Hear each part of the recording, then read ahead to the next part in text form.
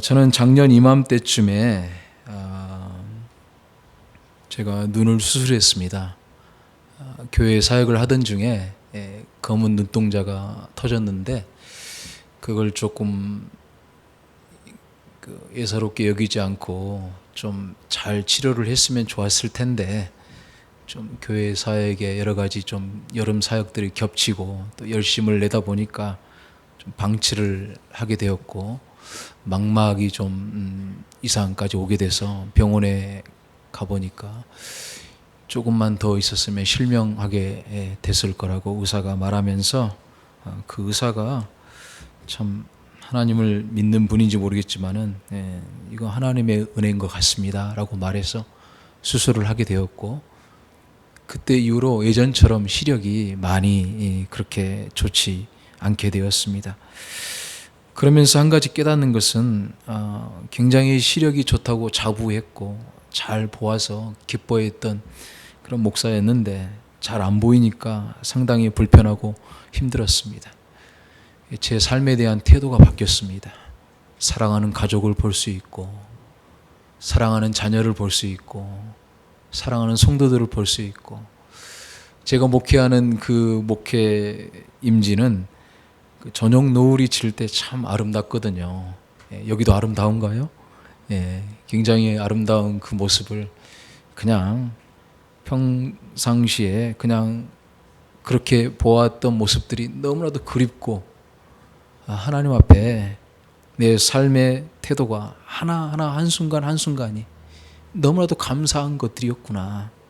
이 시력이 나빠짐으로 말미암아 시각이 바뀌더라 이 말이에요. 관점이 달라지고 태도가 달라지고, 그래서 제 인생에 참 중요한 그런 순간을 제가 경험하게 되었습니다. 이 관점이라는 이 단어를 perspective라고 이게 명사로 이렇게 해석을 하면 미래를 바라보다, 그리고 미래를 전망하다, 또 바르게 보는 능력이라는 뜻으로 우리 한국말로 해석이 되어집니다. 우리나라 말에 눈길이라는 말이 있습니다. 혹시 눈길이란 말 아세요? 우리 나이 드신 분들은 잘 아실 것 같고, 눈에도 가야 될 길이 있다는 것이죠. 눈에도 바라봐야 될 길이 있다는 그런 뜻입니다. 이 복음성가 여러분 그 노래 아시는가 모르겠어요. 사랑은 아무나 하나 눈이라도 마주쳐야지. 복음성가 978장인데 잘 모르시는가 보네. 대중가요죠. 사랑은 아무나 하나 눈이라도 마주쳐야지. 주님의 그 사랑의 눈길, 주님이 바라보는 그 눈길, 어떻게 바라보고 어떤 태도로 어떤 관점으로 바라보느냐에 따라서 우리 인생은 달라질 수 있다는 것이죠. 그런 의미에서 오늘 우리는 예수님의 눈길을 좀 살펴보고자 합니다. 저는 개인적으로 예수님의 제자들 물론 다 부러워요. 그러나 가장 부러운 게 뭐냐면 그 예수님의 눈을 바라보면서 제자로서의 삶을 살아가고 예수님과 눈을 맞추면서 살았다는 것이 가장 부럽습니다. 제가 죽어서 천국에 간다면 가장 먼저 예수님을 바라보고 싶은 게 뭐냐? 예수님의 눈이에요. 그 예수님의 따뜻한 눈, 그 사랑의 눈. 성경에 보면은 예수님이 수없이 보셨다고 얘기합니다. 제가 몇 군데만 한번 말씀드릴까요? 요한복음 5장 6절에 베데스다 38년 연못가에서 누워있던 환자를 바라보셨어요. 예수께서 그 누운 것을 보시고 병이 벌써 오래된 줄 아시고 이르시되 내가 낫고자 하느냐, 누운 것을 보셨다는 거예요. 38년 동안 죄와 병으로, 아픔으로, 상처로 그 누구도 건져줄 수 없는 베데스다 연못가에 울고 있는 한 연약한 베데스다 성도를 바라보시는 그 예수님의 그 눈길. 또 마태복음 9장 36절 예수께서 모든 약한 것들과 병든 것들을 고치시면서 무리를 보셨다고 말합니다. 또 마태복음 14장 14절 말씀에 오병이어의 축복을 베푸시기 전에 방황하는 무리들을 불쌍히 여기시고 보셨다고 그렇게 말씀하고 있어요. 또 누가복음 7장 13절 말씀에 주께서 나인성 과부가 울고 있는 모습을 보셨다고 말합니다. 이 과부에게는 하나밖에 없는 아들이 있었어요. 그런데 그 아들이 죽었어요. 그리고 통곡하며 울고 있습니다. 넋을 놓고 울고 있어요. 왜 내 아들을 가져가셔야만 했나요? 하나밖에 없는 그 아들을 왜 그때 예수님이 보셨다고 말합니다. 불쌍히 여기시고 고통 가운데 있는 그 여인을 보시고 울지 말라고, 내가 너를 위로하겠다고, 내가 네 아들 살리겠다고 그렇게 보셨다는 거예요. 누가복음 15장 20절 말씀에 탕자가 돌아왔을 때 측은히 여기시고 보셨다고 말합니다. 그리고 달려가서 끌어안고 그를 위로해 주었다고 말합니다. 그것이 우리 예수님의 눈길이었어요. 제가 시간상 더 이상은 말씀드리지 않겠습니다만 예수님은 그렇게 보셨어요. 여러분, 저도 한 5년 정도 유학생활을 했지만은 하나님의 은혜 없이는 살아갈 수 없는 이민생활 아닙니까? 한국도 마찬가지지만 미국은 특별히 은혜 없이는 살아갈 수 없는 것 같아요. 하루하루가. 제가 요즘 자주 입가에서 되뇌이는 찬양이 있는데 은혜 없이는 살아갈 수가 없네. 호흡마저도 다 주의 것이니 예수, 오직 예수뿐이네. 그러지 않아요? 그러잖아요. 하나님의 은혜 없이는 한순간도 순간순간 상황과 환경이 나를 엄습하고 짓누르고 어떻게 할까? 하나님의 은혜가 아니면, 그 주님이 보시고 계시는 그 은혜의 눈빛이 아니면, 주님이 살펴주지 않으면 우리는 살아갈 수가 없어요. 우리 옆에 분하고 한번 인사합시다. 은혜 없이는 살아갈 수 없네요. 자, 시작. 할렐루야. 예, 은혜 없이는 살아갈 수가 없어요. 저 사마리아 요한복음 4장에 보면은 우물가에 울고 있는 한 여인, 결혼에 실패하고 가정이 파괴되고 깨지고 아무 의미 없이 살아가는 그 사마리아 여인에게 예수님께서 일부러 찾아가셨어요. 그 여인을 바라보시면서 내가 너를 더 이상 목마르지 않게 할 것이다. 삭개오는 어떤 사람이었습니까? 왕따였어요. 장애인이었어요. 매국노라고 지탄받았던 사람. 뽕나무 위를 바라보시면서 예수님 말씀합니다. 내려와 이 사람아, 나랑 밥 한 끼 하자. 내가 니네 집에 가서 식사할게. 그러면서 예수님이 바라보신 거예요. 그 누구도 그를 사람 취급하지 않았다. 저는 그 예수님의 눈길을 보고 싶습니다. 그 예수님의 그 따뜻한 눈길을 경험하고 싶습니다. 오늘 그 본문이 그 말씀이에요. 오늘 시몬 베드로의 형제 안드레가, 동생이 자기 형 시몬 베드로를 데리고 왔어요. 예수님께서 그를 보셨다고 말합니다. 데리고 오시니 베드로를 보시고 이르시되 요한의 아들 시몬아, 내가 너를 장차 개발하리라. 그렇게 말씀하고 계세요. 보셨다는 거예요. 베드로를 데리고 오실 때 보셨다는 거예요. 그 예수님의 따뜻한 눈길로 바라보셨다는 거예요. 그 예수님의 눈길, 오늘 본문의 말씀을 통해서 몇 가지 주님의 눈길이, 베드로를 향한 그 눈길이 어떤 눈길이었는지 한번 살펴보도록 하겠습니다. 우리 첫 번째 예수님의 눈길은 내면을 바라보시는 눈길이었다는 것입니다. 겉모습을 바라보는 눈길이 아니라 우리의 내면을 바라보시는 눈길. 우리가 잘 알듯이 베드로는 갈릴리 바닷가에서 열심히 그물질하며 열심히 어부생활했던 사람입니다. 무식하고 배움이 없고 가난하고, 글쎄요, 야고보 여는 좀 부자였던 것 같아요. 자기 아버지가 좀 선주 정도 되는 것 같아요. 배와 그물을 갖고 있었고. 그런데 베드로는 글쎄 성경의 근거를 볼 때 별로 그렇게 부자였던 사람은 아닌 것 같습니다. 그러니까 한마디로 가난하고 무식하고 배운 것 없고, 세상 말마따나 스펙도 없지, 가문도 별것 없지, 정말 글쎄요, 술로 근근히 살아갔던 그런 거친 마도로스 같은 인생이었을 거라고 상상이 되어집니다. 그런데 예수님은 그가 왔을 때 그의 겉모습을 보지 않았어요. 그의 가문을 보지 않았어요. 그의 스펙을 보지 않았어요. 그 내면을 바라보셨다는 거예요. 사무엘상 16장 7절에 보면 하나님께서 다윗을 택하실 때 사무엘에게 이렇게 말씀합니다. 여호와께서 사무엘에게 이르시되 그 용모와 신장을 보지 말라. 나의 보는 것은 사람과 같지 아니하니 사람은 외모를 보거니와 나 여호와는 중심을 보느니라. 다윗의 큰형 엘리압은 어떤 사람입니까? 기골이 장대하고 멋있고 괜찮아 보였어요. 사무엘이 이 사람 2대 왕으로 세웠으면 좋겠습니다. 아니야. 그리고 8번째 막내 다윗이 하나님의 택한 종이 되었어요. 왜? 중심을 보시는 하나님이시니까. 다윗의 신실함을 보시는 하나님이셨으니까.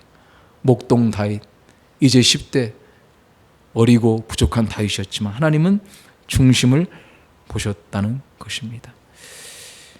이 말씀을 가지고 우리 한국에서는 하나님은 중심을 보신다고 그러니까 10대 아이들이 한때는 배꼽티를 입고 다녔어요. 왜? 사람의 몸의 중심이 배꼽이거든요. 예. 웃으라고 한 얘기인데 웃지도 않으시네. 예. 그런 시절이 있었습니다. 예. 그 중심이 아니라 내면. 이사야서 53장 2절에 보면 예수님에 대해서 이렇게 표현합니다. 예수님은 고운 모양도 없고 풍채도 없은즉 우리의 보기에 흠모한 만한 아름다운 것이 없도다라고 말하고 있어요. 우리 영화나 그림이나 그런 걸 보면 예수님이 정말 긴 웨이브 파마 머리에 수염도 멋지게 기르시고 아주 그냥 훌륭하게 생기셨잖아요. 그런데 이사야서 말씀해 보니까 예수님이 그다지 인물이 흠모할 만한 것도 없고 풍채도 없다라고 말하고 있어요. 여러분, 예수님도 외모가 그렇게 뛰어나지 않으신다는 거예요. 여기 앉으신 우리 성도님들 보니까 너무나도 예쁘고 잘생기셨는데 저도 정면보다는 옆으로 보면 괜찮습니다. 네. 그런데 예수님은 우리의 외모를 보지 않는다는 거예요. 베드로 안에 있는 뜨거운 불꽃 같은 열정. 비록 지금은 거칠고 천방지축이지만 베드로 안에는 열정이 있었거든요. 뭔가를 고기를 잡아도 밤이 새도록 잡았고 뭔가 뜨거움이 있었거든요. 불꽃이 있었거든요. 아, 저 친구 내가 잘 훈련시키고 하나님의 은혜로 바라봐 주면 저 안에 있는 저 내면의 불꽃을 내가 끄집어내어 주면 귀중한 인물로 쓰임받을 수 있겠구나. 그렇게 우리 예수님이 바라봐 주셨다는 거예요. 여러분, 그렇습니다. 야고보서 2장 9절에 보면 이런 말씀이 있죠. 만일 너희가 외모로 사람을 취하면 죄를 짓는 것이니 율법이 너희를 범죄자로 정하리라. 외모로 판단한다면 장동건 그리고 정우성, 요즘 송성 커플이 한국에서는 이슈인데 송혜교, 송중기가 가장 행복할 거 아닙니까? 그런데 걔네들 깨졌어요. 잘 모르시는가 봐요, 여기는. 그게 행복이 아니라는 거예요. 예수님이 내 마음을 바라보시는 그 눈길이 중요하다는 겁니다. 저는 30년 전에 대한민국 군대를 제대를 했습니다. 그때 우리 소대가가 있었어요. 우리 한국에서 군대를 갔다 오신 분, 남자분들 여기 계실 텐데 그때 아침에 일어나면 구보를 하면서 소대가를 부릅니다. 하나, 둘, 셋, 넷 하면서 그냥 구보를 하면서 우리 소대가 주제가가 뭐냐면 얼굴만 예쁘다고 여자냐, 마음이 고와야 여자지. 그런 소대가를 불렀어요. 저는 이렇게 생각합니다.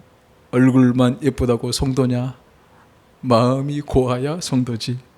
여러분, 느슨교회 성도님들은 하나님 마음에 합한 성도님들 다 되시기를 주님의 이름으로 축복합니다. 우리의 내면을 바라보시는 그 주님, 베드로 안에 뜨거운 열정, 불꽃을, 내가 저 친구 그 불꽃을 끄집어내어서 내가 쓰겠다 하는 그 주님의 따뜻한 눈길이었다는 것이죠. 두 번째, 예수님의 눈길은 주목하는 눈길이었어요. 스쳐 지나가는 눈길이 아니라, 흩날리는 눈길이 아니라 집중해서 바라보시고 관심을 가져주시고 포기하지 아니하시고 끝까지 사랑하시고 기다리시고 인내하시고 이렇게 세우시고, 그것이 주님의 눈길이었다는 사실입니다. 어릴 때 제가 듣던 말 중에 사람은 12번도 변한다는 소식을 많이 들었어요. 저는 남동생 하나가 있습니다. 저는 목사가 되었고 동생은 경찰 형사가 되었습니다. 강력계 형사가 되었는데, 저는 어렸을 때 늘 맞고 다녔어요. 친구들한테 맞았지, 심지어 후배들한테 맞았지. 그러면 동생이 형 누가 때렸어? 항상 복수해주고 갚아주고. 키는 조그만한 친구가, 아까 뭐 우리 심지아 목사님 교회 오빠 얘기하는데 저는 신실한 교회 오빠였습니다. 우리 동생은 목사 아들인데도, 아버님이 목사님이시거든, 은퇴하셨거든요. 목사 아들인데도 내 동생은 불량한 교회 오빠였어요. 때리고 다니고 패고 다니고 그러더니 나쁜 친구들 잡는 형사가 되었습니다. 수원의 강력계 형사 10년 하다가 또 동탄으로 갔는데, 어찌됐든 간에 우리 동생이 사고를 많이 쳤어요. 군대도 해병대를 나왔거든요. 우리 아버님이 하는 말이, 우리 아버님이 전라도 분이시거든요. 그래서 내 동생한테 하는 말이, 네가 무엇이 되려고 그래? 이것은 무슨 말이냐? 네가 장차 커서 무엇이 되려고 그러느냐, 그런 뜻이에요. 또 싹수가 보니까 맨날 사람 때리고 다니고 사고 치고 다니고, 해병대 휴가 나와가지고 아주 그냥 공수부대 애들하고 혼자 하고, 해병대 혼자 하고 공수부대 5명하고 싸움을 했어요. 그래서 막 머리가 이만큼 찢어지고 그냥 사고를 치고 다니고. 네가 무엇이 되려고 그래? 우리 어머님 하는 말이, 여보, 아니요, 사람은 12번도 더 변해. 기다려주고 기도해주고 참아주고. 심지어 저도 목회하는 가운데 너무 힘든 과정들이 있었어요. 그때마다 우리 어머님이 하는 말이, 아니요, 집중해서 포기하지 않고 사랑해주고 인내해주고, 한 번 사랑한 게 아니라 계속해서 지금까지 영원토록 앞으로도 그렇게 사랑해 주시는 그 집중적인 관심과 사랑 때문에 저와 동생은 안수집사가 되고 저는 목회자가 되었습니다. 남의 집 얘기라서 아멘도 안 하시네. 할렐루야. 이게 집중적인 하나님의 사랑, 주님의 눈길이었다는 것이죠. 저는 주님이 너무나도 고마워요. 저는 요한복음을 너무나 좋아합니다. 1장에서 21장까지. 오늘 1장에서 베드로를 보시고 했는데 21장 여러분 읽어보세요. 저는 21장을 1년에 한 번씩 꼭 우리 교인들한테 설교합니다. 왜? 내 이야기고 우리들의 삶의 이야기니까. 21장에 베드로가 예수님을 3번 부인했어요. 얼마나 마음이 아팠겠습니까? 수제자고 최고로 아끼던 제자인데. 베드로도 양심이 있지. 그래서 더 이상 부활의 주님을 만났지만, 2번이나 만났지만, 디베라 바닷가로 21장에 가버리잖아요. 고기 잡으면서 삽니다. 그때 예수님이 찾아가셔요. 그리고 추운 그 디베라 바닷가에 밤새도록 그무질하고 배고프고 힘들어하는 베드로를 찾아가서 따뜻한 숯불에 떡과 생선을 구워주시면서, 이리 와 이 사람아, 힘내, 괜찮아, 난 널 아직도 사랑해, 아니 앞으로도 영원히 사랑해, 난 널 버리지 않아, 넌 내 제자야, 변함없는 나의 제자. 누가복음 22장 61절에 대제사장의 뜰에서 예수님과 부딪혔어요. 눈빛이. 예수님을 3번이나 부인한 그 즉시, 그때 예수님은 베드로를 째려보거나 베드로를 경멸의 눈으로 바라본 게 아니었어요. 예수님은 여전히 난 널 포기하지 않는다, 집중적으로 주목하며 바라보신 것입니다. 그 눈빛 때문에 베드로가 될 수 있었던 것입니다. 키퍼슨이라는 심리학적인 용어가 있습니다. 내 인생의 키가 되어주는 사람, 10명에서 15명이 있어야 돼. 가족과 친척을 포함해서, 친구를 포함해서. 그 친구가, 내 인생의 열쇠가 되는 사람이 3명밖에 없으면 노이로제 환자래요. 1명밖에 없으면 정신분열증 환자. 그 1명도 없으면 극단적인 선택을 하는 거예요. 마지막에 나를 믿어주고 적극적으로 지지해주고 나의 모든 것을 이해해주고 내 편이 되어주는 key person. 여러분 없어도 괜찮아요. 우리 주님이 여러분의 key person이라는 사실을 믿으시기를 주의 이름으로 축원합니다. 집중해서 포기하지 않으시는 그 주님의 눈길. 마지막으로 주님의 눈길은 장차 개바가 되리라. 현재의 모습에 멈추지 않고 미래의 가능성을 믿어주고 미래의 가능성을 약속해주고 축복해주는 눈빛이었다는 것입니다. 오늘 말씀 보니까 42절에 장차 개바라하리라. 이 개바라는 뜻은 반석이라는 뜻이에요. 시몬은 짱돌이고 모래알 같은 그런 뜻입니다.